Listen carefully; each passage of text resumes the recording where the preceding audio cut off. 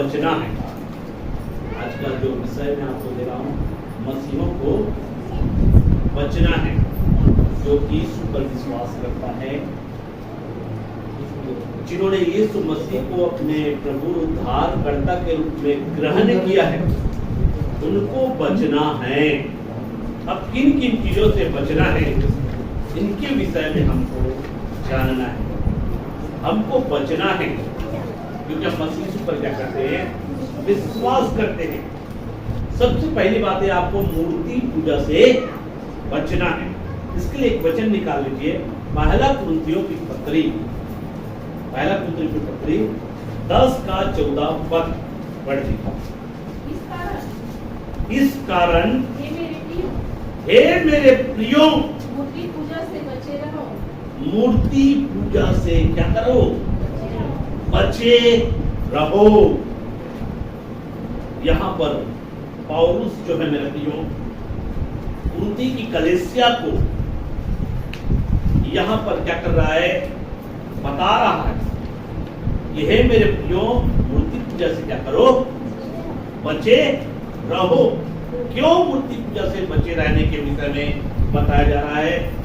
जब मेरे प्रियो इस्राएलियों के इतिहास का वर्णन इस अध्याय में किया गया है, और वहां पे जो है इस्राएली लोग जो है, परमेश्वर जो है मिस्र की कब्जे से छुड़ाने के बाद में उनके बीच में अद्भुत अद्भुत काम किया, चमत्कार किया, और उसके बाद भी ये इस्राएल लोग जो है मूर्ति पूजा की ओर चले गए थे। मेरे मूर्ति पूजा किए, जिन जिन चीजों को उनको मना किया गया था, उन सारे चीजों को इस्राएल लोग किए।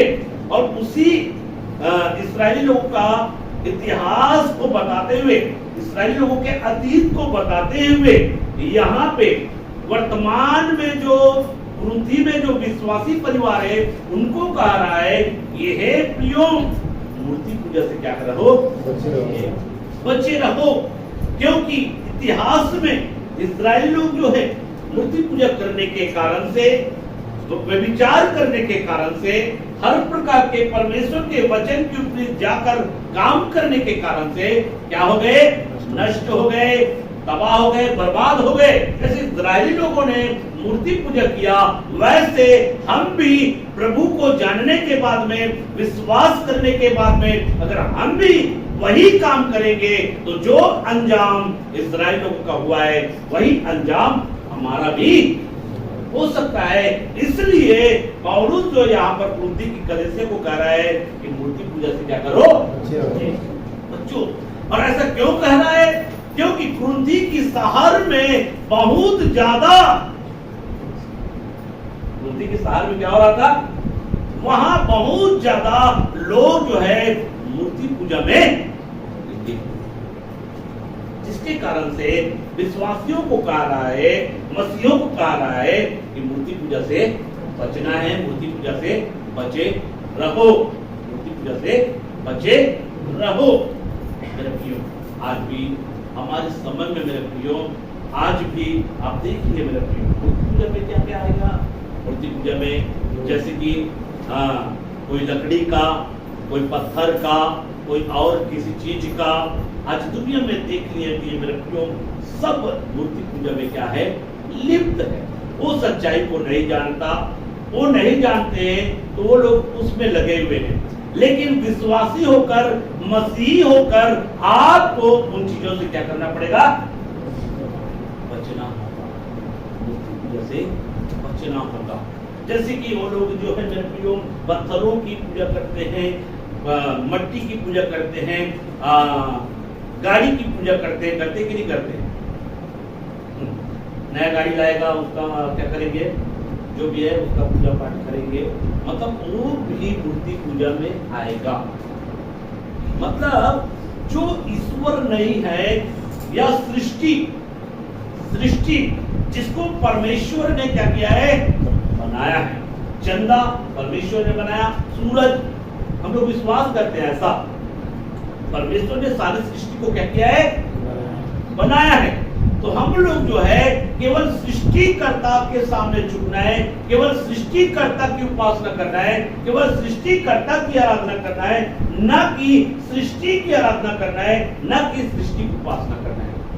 अर्थात जो लोग सृष्टि की उपासना करते हैं उसको मूर्ति पूजा में गिना गया है।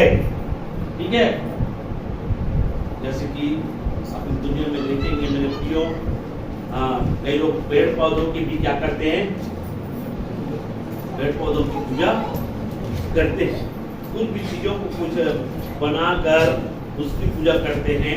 तो ये सब जो है हम जो प्रभु पर विश्वास करते हैं सब एक आएगा मूर्ति पूजा के अंतर्गत में आएगा। दूसरे रूप में प्रभु को छोड़ और भी किसी को प्रभु का स्थान देकर उनकी आराधना करना, उनकी उपासना करना भी मूर्ति पूजा में समझना है। प्रभु को छोड़, यीशु को छोड़, यीशु के अलावा और किसी को ईश्वर मानना, ईश्वर का नाम देकर उसकी आराधना प्रार्थना करना भी मूर्ति पूजा में। इसलिए यहाँ पर जो है विश्वासियों को कहा रहा है कि मूर्ति पूजा से बचे रहो। इतिहास को भी पढ़ लेते हैं, देखिए वहाँ पे क्या लिखा हुआ है।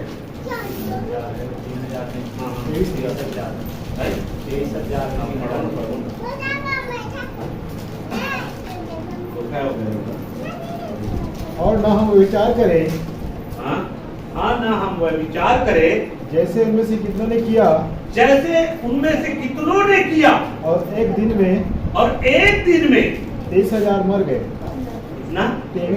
23,000 यहाँ पे लिखा है 23,000 एक दिन में मर गए। सुनिए, क्यों? उन्होंने पाप किया, क्यों?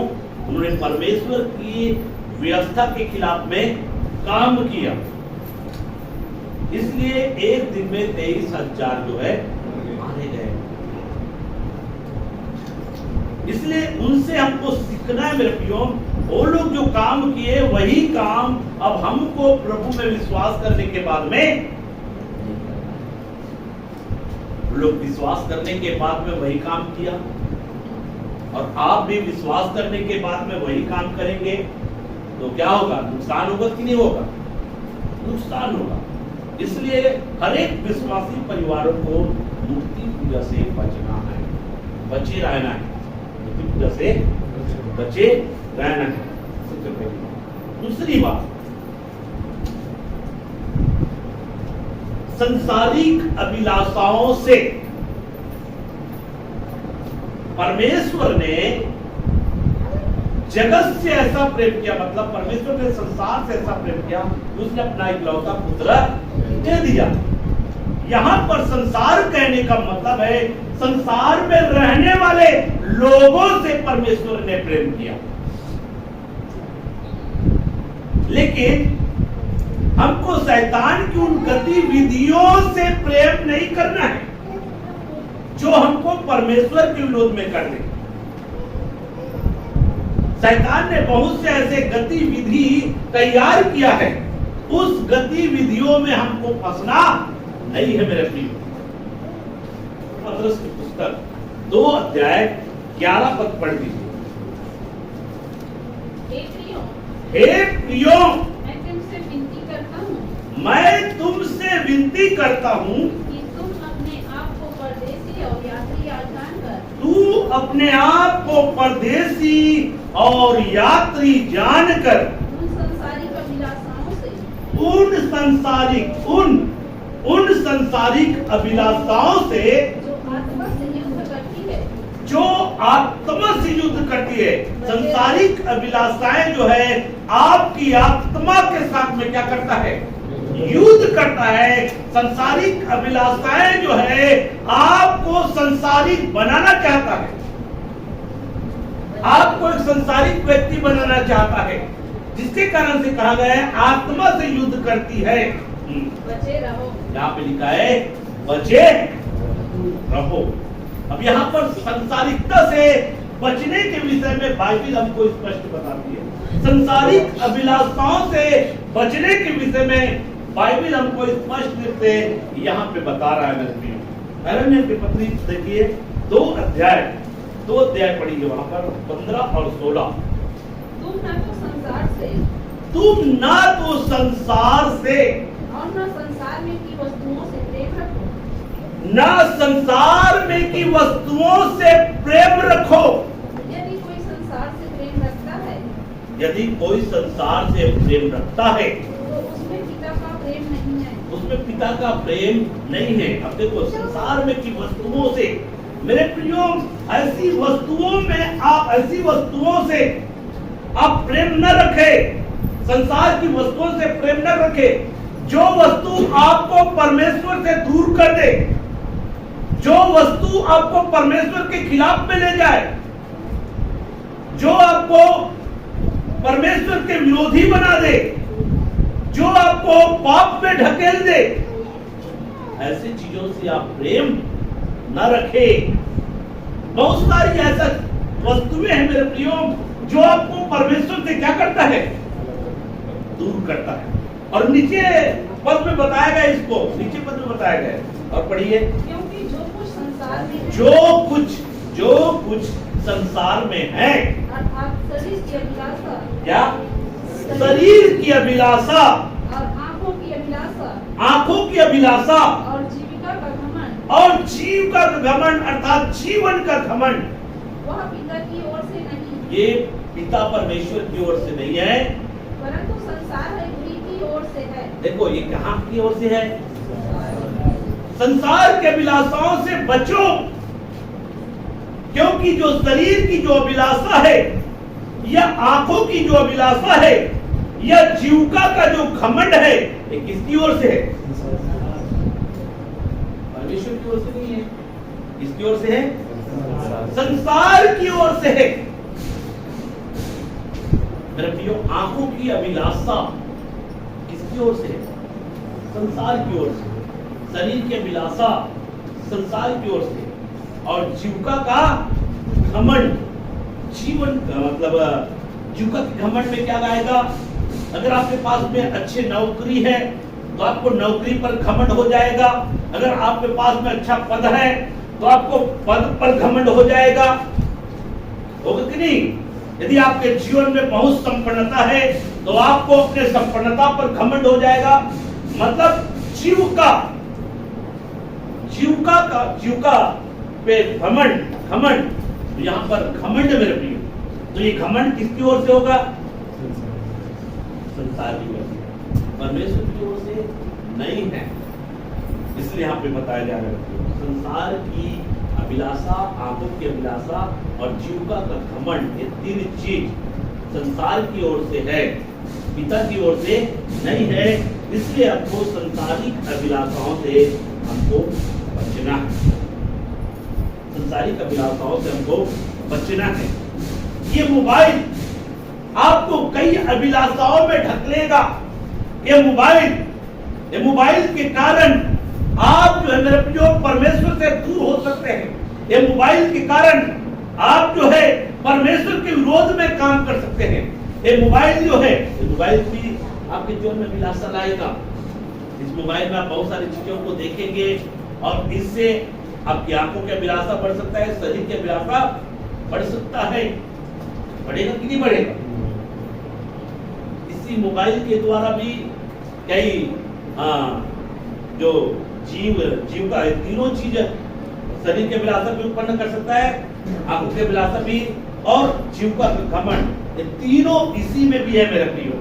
अगर इसका सही इस्तेमाल आपको नहीं आया तो, सही इस्तेमाल करना नहीं आया तो, इससे संसारिक अभिलाषाओं से बचने के विषय में बाइबल हमको स्पष्ट रूप से यहाँ पे हमको बता रहा है। हमको संसारिक अभिलाषाओं से बचना है। इसलिए आप मोबाइल देखना नहीं, ऐसा नहीं है। मोबाइल देखना मना नहीं है, टीवी देखना मना नहीं है, लेकिन टीवी में आपको बहुत सारी अश्लीलता भी मिलेगा, मोबाइल में बहुत सारे अश्लीलता मिलेगा, और उन चीजों को देखकर आपका आंखों के अभिलाषा, शरीर के अभिलाषा बढ़ सकता है, और उस आंखों के विलासा, शरीर के विलासा के कारण से आप परमेश्वर के खिलाफ में जाकर काम भी कर सकते हैं। इसी मोबाइल के द्वारा लोग व्यभिचार में गिरते हैं, इसी मोबाइल के द्वारा लोग जो है पाप में गिरते हैं, पाप करते हैं। तो ये अभिलाषा, शरीर के विलासा, आंखों के विलासा, ये सब चीज इसमें भरा हुआ है, क्योंकि इसमें अच्छी चीजें भी है तो बुरी चीज भी है। मतलब इसलिए हमको शैतान की जो गतिविधियां है, शैतान की जो गतिविधियां है, जो आपको परमेश्वर के रूप में ले जाए, उससे आपको बचना है। एक बार यीशु मसीह के पास में शैतान आया और कहता है, तू भूखा है ना, इतने दिन तक उपवास किया है, तेरे को भूख लग रहा है, तो क्या कर, इस पत्थर को कहा रोटियां बन जाए। पत्थर से कहा रोटियां बन जाए। तब वहां पर यीशु मसीह ने एक जवाब दिया, मनुष्य रोटी से नहीं परंतु परमेश्वर के मुख से निकले हुए एक शब्दों से क्या रह सकता है। वहां पर पत्थर को रोटियां बनाने के लिए क्या कर रहा था, शैतान उसको उतारा था। यीशु के पास वो सामर्थ है कि पत्थर को भी रोटी बना दे, पत्थर को भी, जो जल से, पत्थर से जल को निकाल सकता है। तो उसके लिए रोटियां बनाना मतलब जो है कठिन नहीं है, पत्थर से भी, पत्थर को भी वो रोटी बना सकता है। एक बार यीशु मसीह ने शास्त्री और फरीसियों से कहा, परमेश्वर इस चट्टान से भी तेरे लिए संतान उत्पन्न कर सकता है। मेरे प्रिय, परमेश्वर सब कुछ कर सकता है, उसके लिए कोई काम कठिन नहीं है। लेकिन इस भूख के हालात में उसको कहता है कि पत्थर से कहा रोटियां बन जाए, मतलब जो है उनको शरीर की अभिलाषा को पूरा करने से, क्योंकि हमको ऐसा नहीं कि हमको भूख लग रहा है तो भूख लग रहा है तो हम कोई भी अनुचित काम करें, या हमारे पास में ताकत है, यदि हमारे पास में सामर्थ है, यदि हमारे पास में सामर्थ होने के बाद में अगर हम जो है अनुचित अगर काम करते हैं, गलत काम करते हैं, तो अभिलाषा है। तो क्या है, एक अभिलाषा है। और वहां पर यीशु मसीह ने अच्छा जवाब दिया, केवल परमेश्वर का वचन, परमेश्वर के वचन से जीवित रहेगा। परमेश्वर के मुख से निकले हुए एक शब्दों से एक व्यक्ति क्या रह सकता है, जीवित रह सकता है। जीवनदायी वचन है परमेश्वर का वचन। इसलिए वचन के दायरे में रहकर आपको हर एक चीजों को प्राप्त करना है, वचन के ऊपर जाकर आपको प्राप्त नहीं करना है। कहने का मतलब है, अगर कोई कहेगा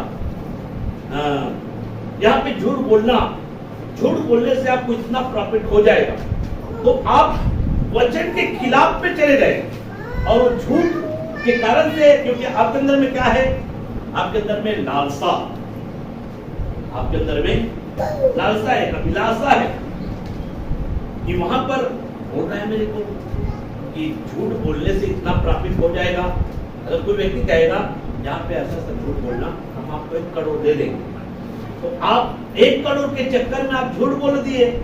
अब झूठ क्यों बोला, क्योंकि आपके अंदर में शरीर के विलासा, आंखों के विलासा, जीविका का घमंड, ये तीनों एक साथ आपके ऊपर हावी हो गए और आपने झूठ बोला, और झूठ बोलकर जो है उन चीजों को प्राप्त कर लिया। आप परमेश्वर के खिलाफ में चले गए, आपको पता भी नहीं है कि आप कहां पे शैतान जो है आपको जो है शरीर के विलासा देकर, आंखों के विलासा देकर और जीविका का घमंड देकर आपको परमेश्वर को परमेश्वर के खिलाफ में खड़ा कर दिया। मेरे प्रियो, इसलिए यहाँ पर बोला है संसारिकता, संसारिक अभिलाषाओं से बचो, तुम मसीह हो। और यहाँ पर एक परदेशी के समान अपने आप को समझो, तुम एक यात्री के समान अपने आप को समझो, और संसारिक व्यक्ति बनने से आपकी आत्मा से युद्ध करता है। आपकी आत्मा कहता है अरे तू संसारिक बन जा, संसारिक बनने से तेरे को ये फायदा मिलेगा, संसारिक बनने से संसार में जैसे लोग जीवन व्यतीत कर रहे हैं, संसार में लोग जैसे चल रहे हैं, वैसे तुम चलो। तुम एक समझौता करो, समझौता करके जीवन व्यतीत करो। इसी से तुम्हारा फायदा है, इसी से तुम्हारा उन्नति है। तो ये क्या है? संसारिक अभिलाषा है। क्या है? संसारिक अभिलाषा है। शैतान चाहता है कि आपको संसारिक बनाए और परमेश्वर चाहता है कि आपको आत्मिक बनाए। अब आपके अंदर में जो आत्मा है, तो संसारिक आत्मा कहेगा कि तुम संसारिक बनो और पवित्र आत्मा कहेगा कि तुम आत्मिक बनो। अब क्या होगा? युद्ध होगा। आपकी आत्मा के साथ में युद्ध होगा। एक कहेगा, जैसे कि मैं यहां पर हूं, हेमंत बोल रहा है मेरे को कि तुम संसारिक बनो, भाई छोटेलाल बोल रहा है कि तुम आत्मिक बनो। तो क्या मेरी आत्मा के साथ में खलबली मच रहा है? यहाँ पे एक युद्ध हो रहा है कि अब मुझे निर्णय करना है कि मुझे क्या बनना है, कि मुझे संसारिक बनना है कि आत्मिक बनना है। और यहाँ पर यही इसी बातों को बता रहा है, तुम इस दुनिया में अपने आप को यात्री जानो, तुम अपने आप को परदेसी जानो और संसारिक बनने से बचो, संसारिक अभिलाषाओं से बचो, क्योंकि संसारिक अभिलाषाएं जो है आपको संसारिक बनाएगा। संसार की जो अभिलाषाएं हैं, शरीर के अभिलाषा आपको क्या बनाएगा? संसारिक। आंखों के अभिलाषा आपको क्या बनाएगा? संसारिक में। और जीविका का घमंड आपको क्या बना देगा? संसारिक। जिसके जीवन में जीवन का घमंड, जीविका का घमंड होगा, जिसके जीवन में शरीर के अभिलाषा के प्रति भागता है, आंखों की अभिलाषा के प्रति भागता है, वो एक संसारिक व्यक्ति बन जाता है। कई बार आप लोग कहते हैं, अरे वो विश्वास करता है, लेकिन उनका जीवन पूरा क्या है? संसारिक है। उनका जीवन क्या है? संसारिक है। उनके जीवन को देखते हो, उनके कार्य को देखते हो, उनके चाल को देखते हो, उनका व्यवहार को देखते हो, उनके जीने के तरीका को देखते हो और उससे आकलन लगा देता हो कि ये व्यक्ति क्या है। आपको पता चल जाता है संसारिक व्यक्ति, पता चल जाता है किस तरह है। जैसे जैसे आप आत्मिक होंगे मेरे प्रियो, आत्मिक व्यक्ति जान जाता है कि ये व्यक्ति संसारिक है। और यहाँ पर हमको बताया जा रहा है कि हमको संसारिक नहीं बनना है। इसलिए मैंने कहा दूसरा पॉइंट में, संसारिक अभिलाषाओं से बचना है, संसारिक अभिलाषाओं से बचना है। एक पॉइंट और देख लेते हैं, तीसरी बात, मूर्तियों के सामने बलि की ओर मांस से, लहू से, गला घुटे हुए के मांस से और विचार से भी हमको बचना है। ये पूरा एक ही पॉइंट में दे दिया होगा इसको। तीसरा पॉइंट, यही पॉइंट बताऊंगा। इसके लिए एक वचन पढ़ेंगे, प्रेरितों की काम की पुस्तक 21 अध्याय, प्रेरितों की काम की पुस्तक 21 अध्याय 25 पद। परंतु अन्य जातियों के विषय में, अच्छे से पढ़िए। परंतु उन अन्य जातियों के विषय में, परंतु उन अन्य जातियों के विषय में जिन्होंने विश्वास किया है, जिन्होंने विश्वास किया है, किसमें से? अन्य जातियों में से जिन्होंने किस पर विश्वास किया है? यीशु मसीह पर क्या किया है? विश्वास किया है। यीशु को अपना प्रभु उद्धारकर्ता के रूप में स्वीकार कर लिया है। हाँ, परंतु उन अन्य जातियों के विषय में जिन्होंने विश्वास किया है, हाँ, हमने यह निर्णय करके लिख भेजा है, हमने यह निर्णय किया है, प्रेरितों लोगों ने, प्रेरित लोग क्या किया है? निर्णय किया है और लिख भेजा है। हाँ, कि वे मूर्तियों के सामने, देखो पहले यहाँ पे बताया जा रहा है, मूर्तियों के सामने बलि की हुए मांस से, बलि की हुए मांस से और लहू से, और लहू से और गला घोटे हुओं के मांस से, और गला घोटे हुओं के मांस से और व्यभिचार से बचे रहे। देखो, जितने लोग अन्य जाति में से जो यीशु को ग्रहण किया है, हमने उनके पास में लिख भेजा है। किन लोगों ने भेजा है? यह हमारी शिक्षा नहीं है, प्रेरितों ने कहा है। प्रेरितों ने उनको कहा कि उनके पास में हमने लिख भेजा है कि वो लोग किन चीजों से बचना है?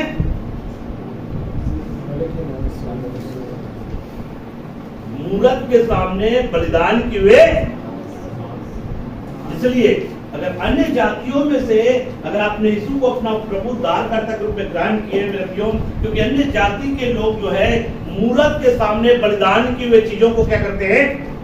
कुछ समझकर खाते कि नहीं खाते हैं। लेकिन आपने विश्वास किया है तो आपको खाना है कि नहीं खाना है? नहीं खाना है। मूर्तों के सामने जो बलिदान किए हुए मांस के विषय में लिखा हुआ है मेरे, उस मांस को आपको नहीं खाना है। या मूर्तों के सामने कोई भी चीज जो बलिदान करता है, थोड़ा कर आपको दिया तो आपको खा लेना, ऐसा नहीं है, बचना है। मूर्तों के सामने कोई भी चीज बलिदान करता है, बाइबल एक और चीज बताता है, क्योंकि अन्य जाति जो बलिदान करता है किसके सामने? मूर्तों के सामने, वे किसकी ओर से है? जब किस पर करते हैं? दुष्ट आत्माओं के साथ करते हैं कि नहीं करते हैं? ऐसा लिखा हुआ है, वचन में लिखा हुआ है, वे दुष्ट आत्माओं पर बलिदान करते हैं। कहाँ पे लिखा है? ये पहला कुरिन्थी 10 अध्याय में 20 देखो तो है क्या?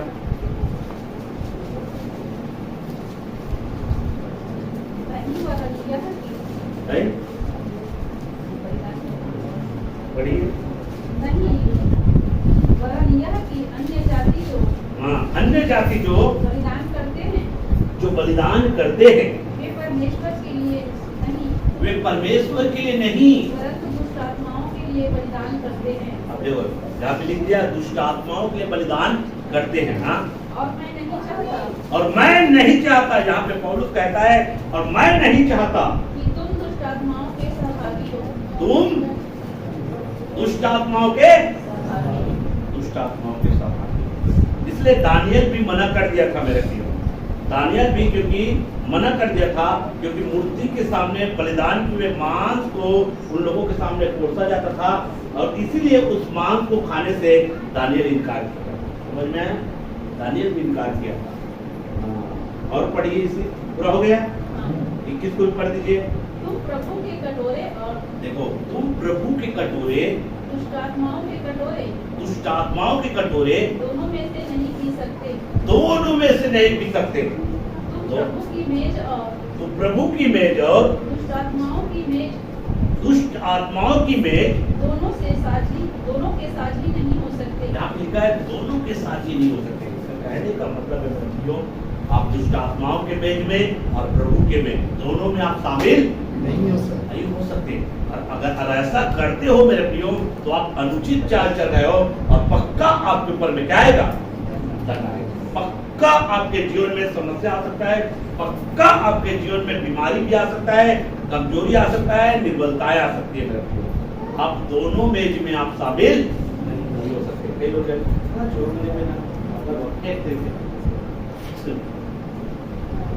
क्या करना? झोंक लेना, फेंक देना। और कई लोग क्या शिक्षा देते हैं पता है?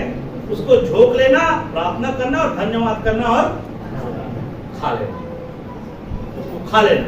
क्योंकि जो मुंह में जाता है मनुष्य को शुद्ध वचन को तोड़ मरोड़ कर बताते हैं। वहां पर दुष्ट आत्मा के मेज पर चढ़ाए हुए वस्तु के विषय में नहीं है मेरे को। इसको अगर खाओगे तो आपके जीवन में अशुद्धता आएगी, इसलिए आपको बचना है, आपको बचना है। इसलिए यहाँ पर 3-4 चीजों से बचने के विषय बोला गया है। मूर्तियों के सामने बलि हुए मांस से, मूर्तियों के सामने बलि हुए मांस से आपको बचना है। मूर्तियों के सामने कोई भी चीज अगर बलिदान करता है, भी आने वाले समय में अन्य जातियों में मूर्तियों जैसे कि नवरात्रि के समय भी लास्ट में बलिदान करते हैं, है ना? तो ऐसे चीजों को आपको खाना नहीं है, बचना है। क्योंकि जब आप विश्वास नहीं करते थे तब खाते थे, अलग की बात है, लेकिन विश्वास में आने के बाद में उन चीजों को खाने से आपको बचना है। अगर कोई आपको सिखाता है धन्यवाद के साथ खा, कोई दिक्कत नहीं है, तो मेरे प्रियो आप धोखे में और वो आपको धोखा दे रहा। क्योंकि ऐसा करना जो है बाइबिल के खिलाफ। और उसके बाद में लिखा हुआ है गला घोटे हुए के मांस से, गला घोटे हुए के मांस से भी आपको बचना है। इसका मतलब है आप गला घोटे हुए के मांस को खाने से बचे बचे। आप अन्य जातियों के पास में जाएंगे, बहुत सारे लोग कहते हैं कि अन्य जातियों को ठोकर लग जाएगा, अरे वो प्रेम से बनाया है, बड़े अच्छे टमाटर प्याज और क्या मसाला डालकर बनाया है, अगर वो प्रेम से खवा रहा है और नहीं खाओगे तो उसको ठोकर लग जाएगा, ऐसे बोलते हैं, क्या लग जाएगा? इसलिए उसको ठोकर ना लगे, इसलिए धन्यवाद करो, गपागप खाओ, ऐसा शिक्षा देते हैं। ये गलत शिक्षा है मेरे लिए। ये क्या है? गलत शिक्षा है।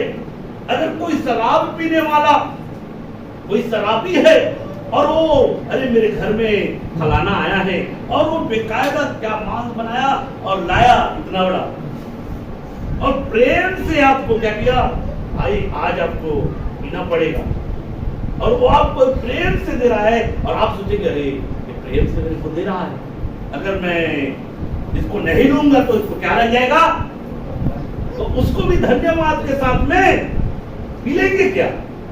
जो गलत है वो सब चीजें, ये सब गलत शिक्षाएं हैं।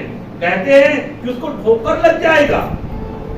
परमेश्वर जिन चीजों से बचने के लिए कहा रहा है उन चीजों से बचना है, न कि अगले वाले को ठोकर लग जाएगा ऐसे करके उसमें शामिल हो जाना है।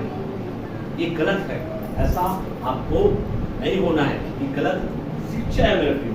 इसलिए मूर्तियों के सामने बलि हुए मांस से भी आपको बचना है। अगर आपके परिवार सगा संबंधी जो प्रभु पर विश्वास नहीं करते हैं, आप उसके पास में जाएंगे, तो आपको बचना है, आपको खाना नहीं है।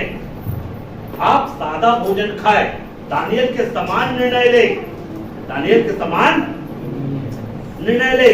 दानियल चाहता, देखो पराय देश में गया है, गुलाम बनाकर उसको ले गया है ना, अब वहां पर राजा के ठहराए हुए भोजन का क्या कर रहे हैं, वो इनकार कर रहा है कि हम उस भोजन को नहीं खाएंगे क्योंकि वहां बुतों के सामने बलि हुई चीज है, हम ऐसा भोजन नहीं खाएंगे, हमको केवल साग पात दीजिए, केवल हमको क्या दीजिए, साग पात, दाल भात खाकर आ जाइए, लेकिन उन चीजों को मत खाइए। आप झूठी शिक्षा में पढ़कर ये विचार न करें कि उनको ठोकर लग जाएगा, ठोकर नहीं लगेगा मेरे प्रियो। सही बातें सिखाना, सही बातों की जानकारी देना, इससे ठोकर नहीं लगता। लेकिन अगर व्यक्ति को गुमराह करते हैं, वचन के खिलाफ में ले जाते हैं, इससे लोगों को क्या लगेगा, ठोकर लगेगा। और मैं क्लियर कर रहा हूं बातों को। पहला कुंती की पुस्तक 8:10, क्योंकि यदि कोई तुझ ज्ञानी को मूर्ति के मंदिर में, कहा मूर्ति के मंदिर में भोजन करते देखे और वह निर्बल जन हो, तो क्या उसके विवेक को मूर्ति के सामने बलि की वस्तु खाने का साहस न हो जाएगा। एक निर्बल विश्वासी को साहस हो जाएगा। क्यों साहस हो जाएगा? क्योंकि आप पहले की विश्वासी हैं, आप ज्यादा प्रार्थना करने वाले हैं, आप वचन को ज्यादा पढ़ने वाले हैं और वचन को ज्यादा जानने वाले। आप 15 साल हो गए, 20 साल हो गए, और आपको एक नया विश्वासी देखेगा, अरे वो तो मंदिर में जाकर भोजन कर रहा है, मूर्तों के सामने बनी हुई चीजों को खा रहा है, वो देखेगा अरे ये तो जो है गला घोटों के मांस को खा रहा है। तो एक निर्बल विश्वासी जो है उनको साहस हो जाएगा, उनको क्या हो जाएगा, साहस हो जाएगा, और वो जो है आप जो है उसके लिए ठोकर का कारण होगी। कौन? जिन्होंने खाया है वो निर्बल विश्वासी के लिए ठोकर का कारण होगी। ऐसा लिखा है कि नहीं? और उस निर्बल विश्वासी के नाश का कारण, और वहां पे लिखा है जिसके लिए यीशु मरा, जिसके लिए यीशु मरा, तुम उसको नाश कर दो। किसको? उस निर्बल विश्वासी को। ऐसा बोला है कि नहीं बोला है? पढ़िए। इस रीति से तेरे ज्ञान के कारण वह निर्बल भाई जिसके लिए मसीह मरा नष्ट हो जाएगा। कौन नष्ट होगा? निर्बल विश्वासी। निर्बल विश्वासी क्या हो जाएगा? क्या करने से नष्ट होगा वो?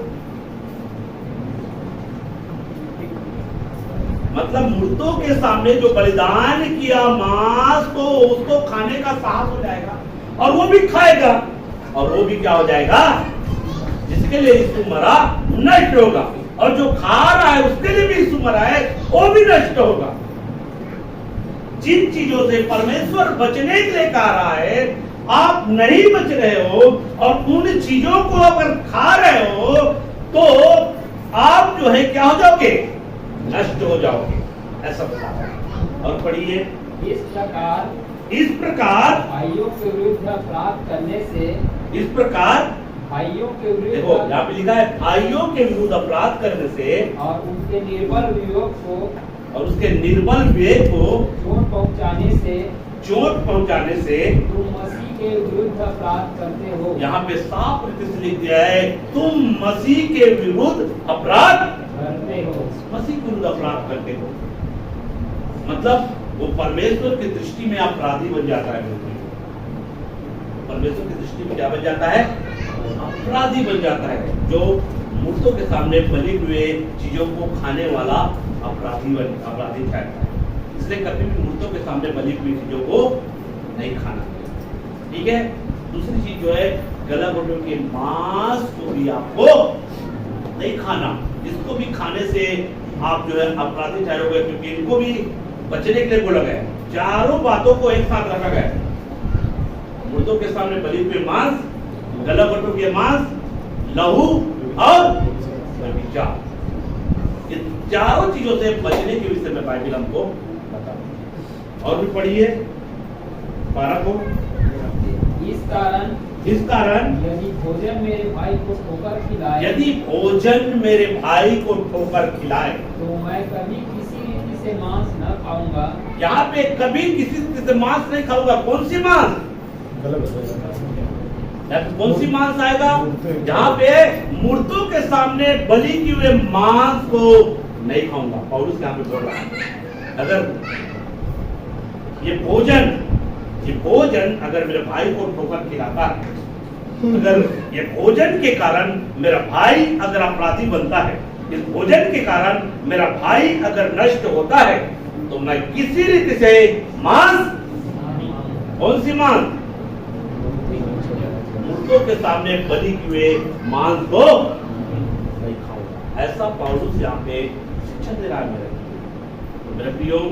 अगर हम जो है विश्वासी होकर अगर गला घोटे के मांस को हम खा रहे हैं, तो एक नए विश्वासी है, उस विश्वासी को क्या होगा? साहस होगा कि नहीं होगा? और वो भी धन्यवाद करेगा, फटाफट खाएगा, उसको साहस हो जाएगा और वो खाएगा। और खाने के द्वारा क्या होगा? वो अपराधी ठहरेगा। खाने के द्वारा क्या होगा? वो नष्ट होगा कि नहीं होगा? नुकसान होगा। और इसलिए यहाँ पे बताया जा रहा है, हम किसी के लिए ठोकर का कारण न बने। ठोकर का कारण न बने कहने का मतलब है हमको परमेश्वर के वचन के खिलाफ में नहीं जाना है। अगर हम वचन के खिलाफ में जाएंगे तो हमको देखकर और बहुत सारे लोग वचन के खिलाफ में जाएंगे और हम स्वयं नष्ट होंगे और साथ साथ में हमारे साथ में वो लोग भी।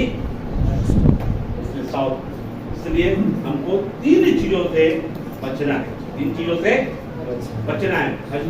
मूर्ति पूजा से, दूसरा संसारिक अभिलाषाओं से, और तीसरा मूर्तियों के सामने बलि किए हुए मांस से, लहू से, गला घोटे के मांस से और व्यभिचार से। 3 चीजों से आपको बचना है। तो इन वचनों का महान परमेश्वर आपको देखो आशीष है। आइए